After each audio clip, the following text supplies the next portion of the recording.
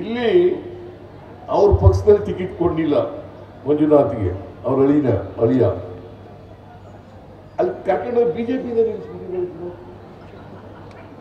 ಪಾಪ ಅವರು ಡಾಕ್ಟರ್ ಕೆಲಸ ಮಾಡ್ಕೊಂಡು ರಿಟೈರ್ಡ್ ಇರ್ತಾನೆ. ಇತ್ತೀಚೆಗೆ ಜಯದೇವ ಹಾಸ್ಪಿಟಲ್ನಿಂದ ಈಚೆಗೆ ಬಂದಿದ್ರು ಡೈರೆಕ್ಟರ್ ಆಗಿ. ಅವ್ರನ್ನ ಕರ್ಕೊಂಡೋಗಿ ನಿಲ್ಲಿಸ್ಬಿಟ್ಟಿದ್ದಾರೆ. ನೋಡಿ 3 ಸೀಟ್ ತಗೊಂಡಿದ್ದಾರೆ. ಯಾರು? JDSನವರು 3 ಸೀಟ್ ತಗೊಂಡಿದ್ದಾರೆ. ಈ ಮಂಜುನಾಥನ್ನು ಸೇರಿಸಿ 4 ಜನ, ಒಬ್ಬ ಅಳಿಯ, ಒಬ್ಬ ಮಗ, ಒಬ್ಬ ಮೊಮ್ಮಗ. ಏನಾದರೂ ಕೋಲಾರ ರಿಸರ್ವ್ ಕಾನ್ಸ್ಟಿಟ್ಯೂನ್ಸಿ ಆಗಿದ್ರೆ ಇನ್ನೂ ಮೊಮ್ಮಗ ನಿಲ್ಲಿಸ್ಬಿಡೋದು.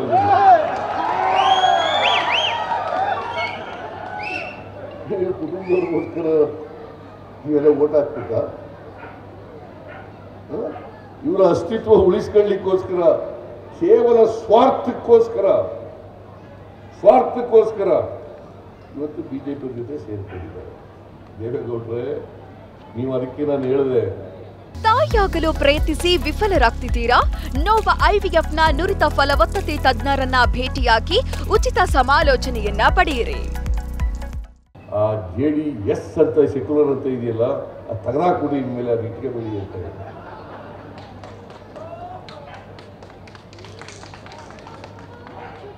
ಇದನ್ನ ಇದ್ದಂಗೆ ಹೇಳಿದ್ರೆ ಎದ್ದು ಬಂದು ಎದಗೋದ್ರು ಅಂತ ನಮ್ಮ ಕಡೆ ಗಾದೆ ಇದೆ.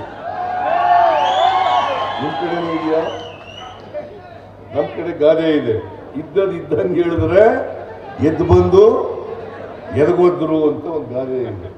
ಇದನ್ನು ಹೇಳಿದ್ರೆ ಸಿದ್ದರಾಮಯ್ಯನಿಗೆ ಗರ್ವ ಇದೆ. ನಾನು ಶಬ್ದ ಮಾಡ್ತೀನಿ. ಇವತ್ತು ಸಿದ್ದರಾಮಯ್ಯನ ಗರ್ವಭಂಗವನ್ನು ಮಾಡ್ತೇನೆ. ನಾನು ಹೇಳಿದೆ, ಮಿಸ್ಟರ್ ದೇವೇಗೌಡ್ರೆ, ನನಗೆ ಗರ್ವನೇ ಇಲ್ಲ, ಇನ್ನು ಭಂಗ ಏನಪ್ಪ ಮಾಡ್ತೀಯ ನೀನು? ಗರ್ವ ಇದ್ರ ತಾನೇ ಭಂಗ ಮಾಡೋದು. ಗರ್ವನೇ ಇಲ್ವಲ್ಲ, ಅದರಿಂದ ಭಂಗ ಮಾಡಕ್ ಸಾಧ್ಯನೇ ಇಲ್ಲ. ಅದಕ್ಕೆ ಹೇಳಿ ದೇವೇಗೌಡರಿಗೆ ಉತ್ತರ ಕೊಟ್ಟೆ. ಅದಕ್ಕೆ ನನ್ನ ಮೇಲೆ ಬಹಳ ಕೋಪಿಸ್ಕೊಂಡ್ಬಿಟ್ಟವ್ರಿಗೆ.